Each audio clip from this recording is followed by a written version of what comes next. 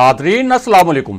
Inside news के नए programme के साथ मैं हूं इब्राहिम राजा और आज हम आपको बताएंगे कि कौन सी इंतहाई ताकतवर शख्सियत ने किन 3 अहम सियासी रहनुमाओं की छुट्टी कराने का फैसला किया। सऊदी अरब का पाकिस्तान से एक नया और अनोखा किस्म का मुतालबा क्या है और वज़ीर आज़म ऑफिस में थप्पड़ लगने की असल कहानी क्या है। अगर आप इस खबर की तफसील जानना चाहते हैं और आने वाले दिनों में भी अहम मामलात से आगाह रहना चाहते हैं तो हमारे चैनल को सब्सक्राइब कीजिए। और अब बात करते हैं आज के मौजू पर, यानी कौन सी इंतहाई ताकतवर शख्सियत ने किन 3 अहम रहनुमाओं की छुट्टी कराने का फैसला किया। लेकिन इससे पहले आपको इसी मामले से जुड़ी इंतहाई अहम तफसीलात और हैरानकुन पस मंज़र बताते हैं ताकि आपको ये पूरा मामला आसानी से समझ आ सके। और वो पस मंज़र ये है कि तहरीक इंसाफ की हुकूमत बनने के बाद जहांगीर तरीन कुछ सिफारिशात वज़ीर आज़म ऑफिस भिजवाते हैं जिन्हें एक ताकतवर शख्सियत के कहने पर रोक लिया जाता है। ऐसा क्यों होता है ये भी आपको थोड़ा आगे चलकर बताते हैं, लेकिन पहले आपको ये बताते हैं कि जहांगीर तरीन आखिर ये सिफारिशात क्यों भिजवाते हैं। तो आपको बताएं कि तहरीक इंसाफ की हुकूमत बनने के बाद वज़ीर आज़म इमरान खान ने जहांगीर तरीन की जो पार्टी के लिए खिदमात हैं और उनकी जो शोबा ज़राअत में महारत है उसको देखते हुए जहांगीर तरीन को एक तरह से गैर रस्मी तौर पर डिप्टी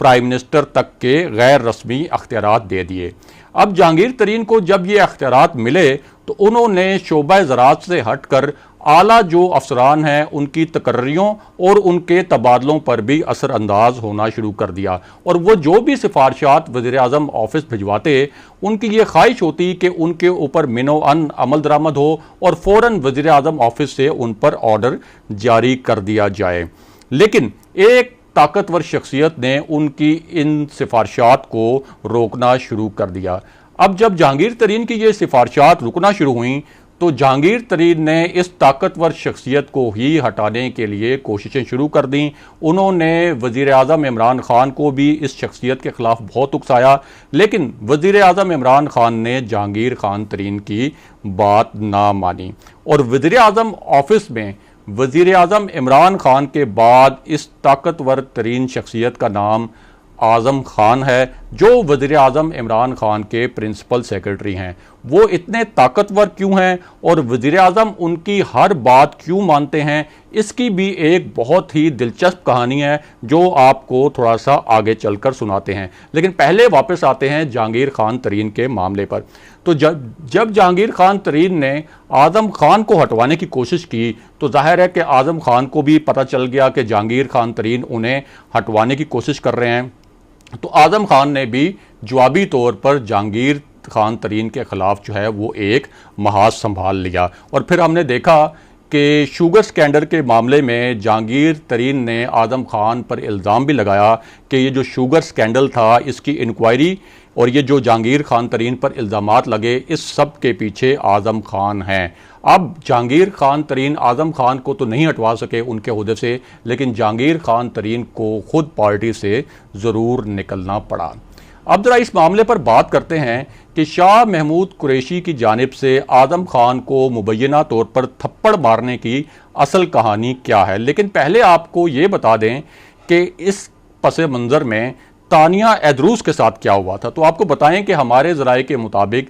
तानिया एदरूस को भी मुशीर दाखिला शहजाद अकबर और आज़म खान ने ही वज़ीर आज़म ऑफिस बुलाया था और उनसे उनकी प्राइवेट कंपनी के मुतल्लिक कुछ तल्ख किस्म के सवालात पूछे थे। और ये वो कंपनी थी जो कि तानिया एदरूस ने जहांगीर खान तरीन के साथ मिलकर बनाई थी। और जब तानिया एदरूस इस कंपनी के मुतल्लिक कोई तसल्ली बख्श जवाबात ना दे सकें तो उनसे इस्तीफ़ा मांग लिया गया था। और इससे पहले फरदौस आशिक अवान से भी आज़म खान ने ही इस्तीफ़ा लिया था। अब यहाँ सवाल ये पैदा होता है कि आज़म खान आखिर हैं कौन और क्यों इतने ताकतवर हैं। तो आपको बताएं कि आज़म खान केपी सूबे में चीफ सेक्रेटरी रह चुके हैं और वज़ीर-ए-आज़म इमरान खान ने अपने प्रिंसिपल सेक्रेटरी के तौर पर बज़ाते खुद उनका इंतखाब किया था और वज़ीर-ए-आज़म उन्हें एक इंतहाई काबिल, दयानतदार और काबिल भरोसा ऑफिसर समझते हैं।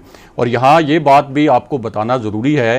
कि वज़ीर-ए-आज़म कोई भी हो, उसका जो प्रिंसिपल सेक्रेटरी होता है वो वज़ीर-ए-आज़म ऑफिस में वज़ीर-ए-आज़म के बाद सबसे ताकतवर शख्सियत समझा जाता है और अक्सर पार्टी के जो बड़े बड़े रहनुमा होते हैं वो भी प्रिंसिपल सेक्रेटरी से नाराज़ ही नज़र आते हैं। और उसकी वजह ये होती है कि पार्टी रहनुमाओं को ये तवक्को होती है कि वो जो सिफारिशात वज़ीर-ए-आज़म ऑफिस भेजें, वज़ीर-ए-आज़म का जो प्रिंसिपल सेक्रेटरी है वो उस पर मिनो-अन अमल दरामद करते हुए ऑर्डर जारी कर दे। और हमने देखा था कि मियां नवाज शरीफ के जो प्रिंसिपल सेक्रेटरी थे फवाद हसन फवाद, उनसे भी मुस्लिम लीग नून के जो रहनुमा थे वो बहुत नाराज़ रहते थे। यहाँ तक कि नवाज शरीफ के जो दामाद हैं कैप्टन सफदर, उन्होंने तो कौमी असम्बली में भी फवाद हसन फवाद के ख़िलाफ़ जो है वो एक तकरीर कर दी थी, बड़ी ही जारहाना किस्म की। अब आज़म खान के बारे में जो पस मंज़र हमने आपको बताया,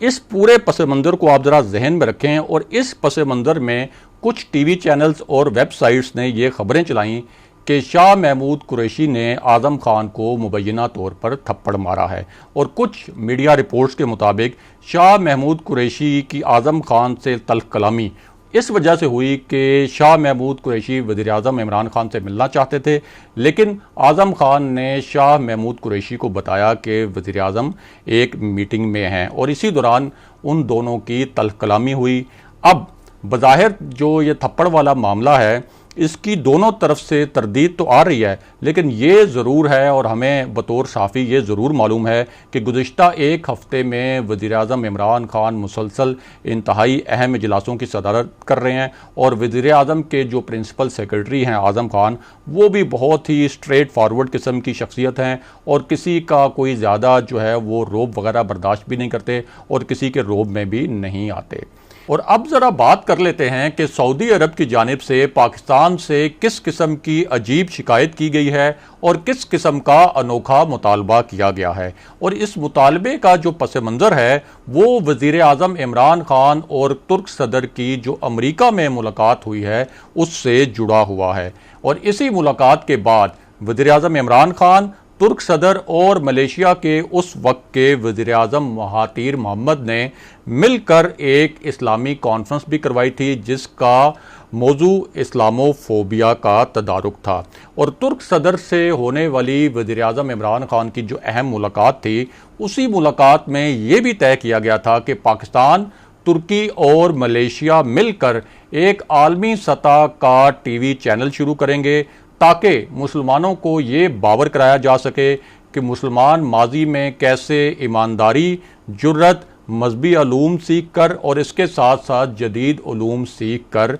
सुपर पावर बने थे। और इसके साथ साथ ये जो टीवी चैनल लॉन्च होना था उसका एक मकसद ये भी था कि मुसलमानों और इस्लाम के बारे में दुनिया में एक मस्बत जो तासुर है वो उभारा जाए और जो मुसलमानों के मसाइल हैं जैसे कि फ़लस्तीन का मसला है, कश्मीर का मसला है और जो दुनिया में मुसलमानों के दीगर मसाइल हैं उनको भी मौसर तरीके से उजागर किया जा सके। और इसी मुलाकात के पस मंज़र में हुकूमत ने तुर्क जो ड्रामा है अर्तुगरुल उसको पाकिस्तान में नशर करने का फ़ैसला किया था, जिसे पाकिस्तान में बेपनाह मकबूलियत मिली और लोगों में इस ड्रामे को बहुत ज़्यादा पजीराई मिली।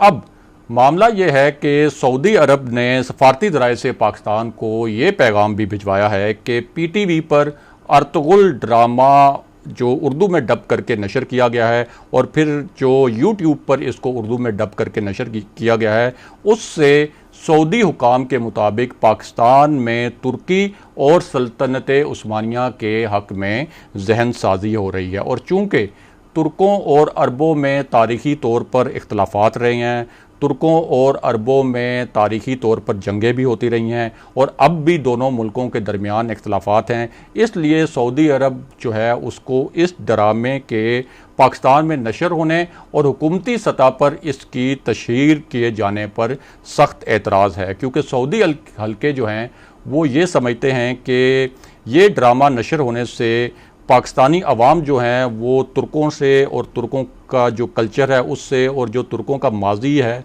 उससे करीब तर हो रहे हैं, और यूं पाकिस्तान और तुर्की जो है वो मिलकर एक इस्लामी ब्लॉक की बुनियाद रखने की जानिब बढ़ सकते हैं, जो कि अरब खित्ते के लिए किसी सूरत काबिल कबूल नहीं। नाजरीन, आज के प्रोग्राम के लिए बस इतना ही। अगले प्रोग्राम तक के लिए खुदा हाफिज़।